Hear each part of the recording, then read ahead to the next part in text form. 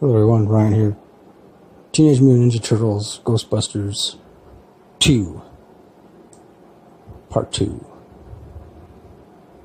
I did enjoy this graphic novel. I mean, first off, I will say the artwork is awesome.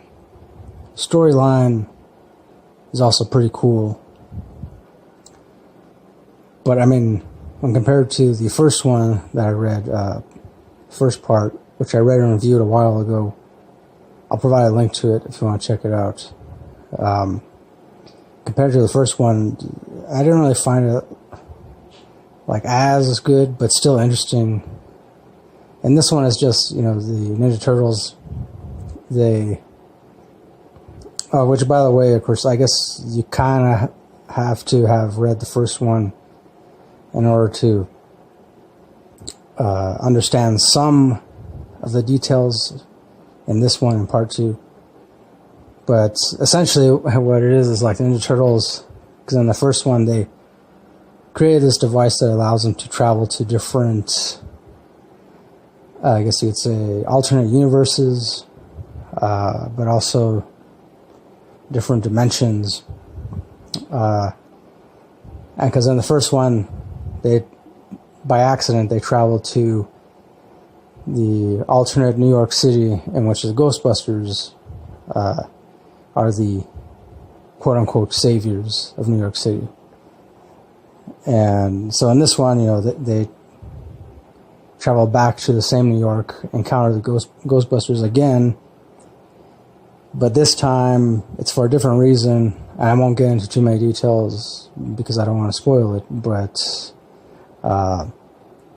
and that eventually has a lot to do with the fact that there's this old enemy of Splinter, of course Splinter being the giant rat guy that raised the Ninja Turtles.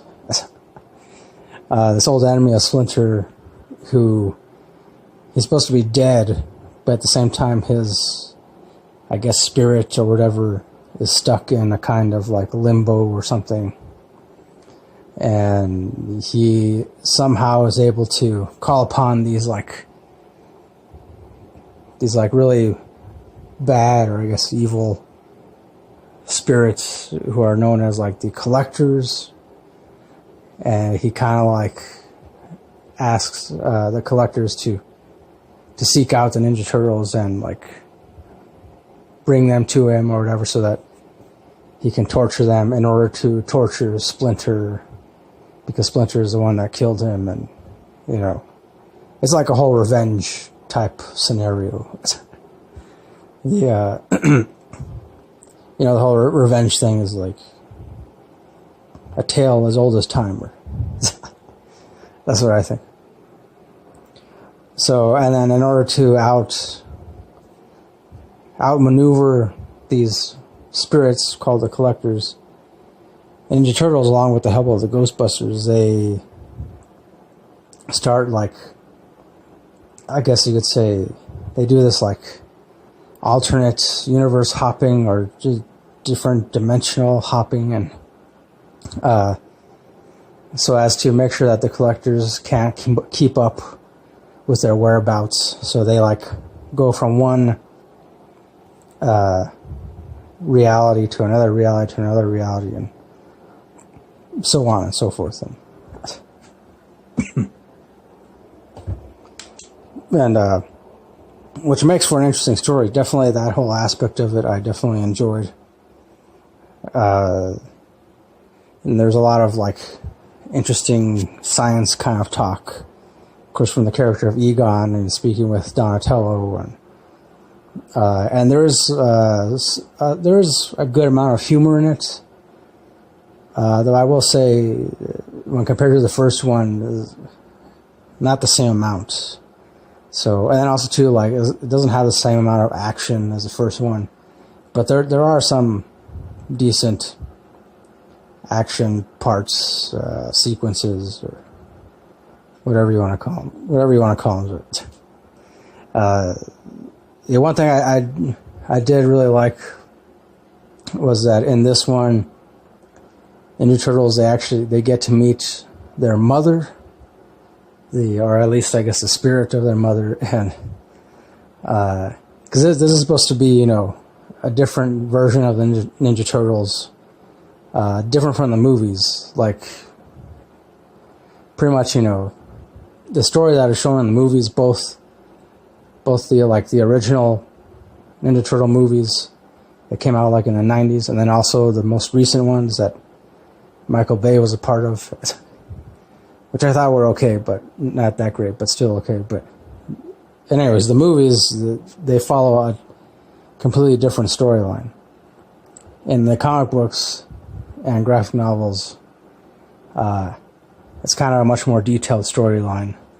You know, I don't want to give too much of it away, because it's better if you read it, because it's surprising, but then at the same time it makes sense. At least to me it did. So, you know, yeah, they get to have a meeting with their mother, which was obviously very heartfelt and emotional and all that stuff. And the ending, it pretty much just, you know, ends how you would expect something like this to end. You know, the good guys win, and you know. So I mean, as far as an overall rating goes, I would give this. I guess I'd give it 4 out of 5 stars. Yeah, definitely 4 out of 5. And yeah, that's again primarily because there's not as much action in this, not as much comedy. But I still found it interesting, intriguing, and because of the whole reality hopping, universe hopping, or I don't know, they never really like make a distinction between that, you know.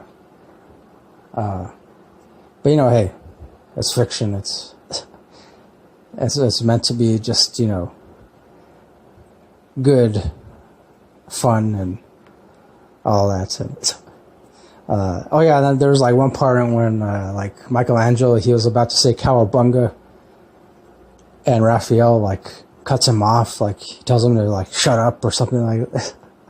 I didn't like that, because I mean, come on, you gotta let Michelangelo say cowabunga. I don't know what the writers were thinking about that. Like, as you know, I know to a lot of other people it may not seem like a big deal, but to me it kind of was. So yeah, so that'll do it for my review of Teenage Mutant Ninja Turtles Ghostbusters Part 2. Once again, I give it 4 out of 5 stars, and yeah, that's it. Thanks for watching. Thanks for listening. As always, next time, don't forget, keep it real, keep on rocking, and peace.